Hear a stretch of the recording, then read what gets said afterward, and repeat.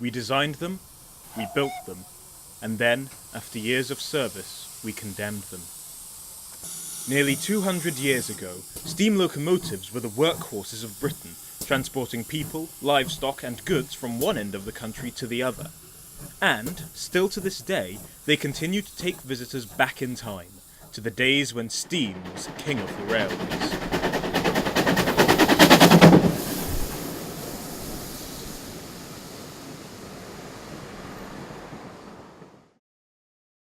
"1963. The winds of change are howling. Britain's railways are about to receive an overhaul. After 5 years in the making, the chairman of British Railways, Dr. Richard Beeching, unveiled the reshaping of British Railways. This plan would see many stations on the railway close, and the introduction to diesel-electric locomotives, spelling death to steam.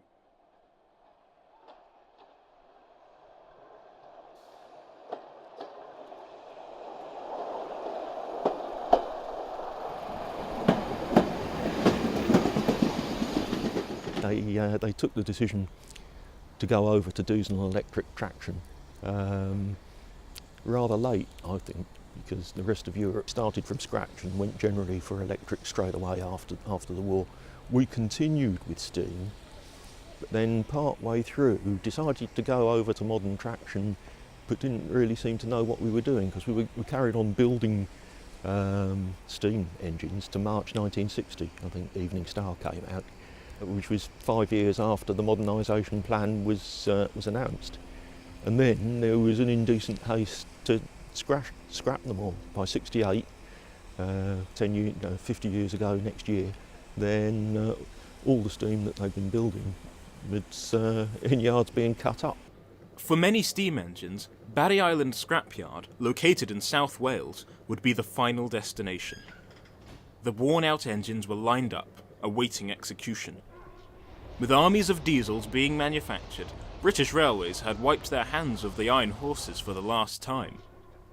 But the public weren't quite through with steam yet.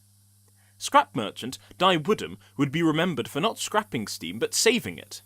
Over time, he sold over 200 engines to enthusiasts who would go on to restore them. While over 200 survived scrapping in this yard, thousands were less fortunate. 7714 is one of over 800 Class 5700 pannier tanks built. 16 survived. It is volunteers like Jason who keep her steaming. I've been a volunteer now for 34 years, and of that, 30 of them have been on the footplate. Steam has something magical about it. I mean, there's a period of time, but they have a real character with the steam. You've got the fire, the heat of the fire, the steam loco, the whistle, and people just naturally are drawn to it. They're like living beasts, really. I remember as a young child being stood next to the Severn Valley Railway at a little crossing. On a Sunday we'd go for a walk and I'd be waving to the trains and waiting for the trains to go by. So yes, it's always been in my blood. It's a fantastic hobby. It's a great experience, and as long as my health is okay and as long as I maintain my qualification, then yeah, as long as I can do. Once you've bought yourself a steam engine or two, you need a place to run it. In 1965, around 50 enthusiasts met up to discuss buying 5.5 miles of line from British Railways, leading to the formation of the Severn Valley Railway. The Heritage Railway is one of many across the United Kingdom, looking after many different classes of locos, including a rarity. Number 43106, an Ivatt Class 4 Mogul. Total built, 162. Total survivors, 1.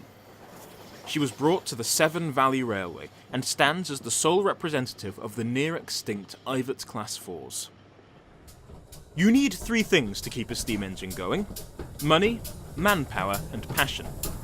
Every volunteer and enthusiast swear to an unspoken oath to do all they can to preserve steam, whether it be through driving, repairing rolling stock, or maintaining the stations.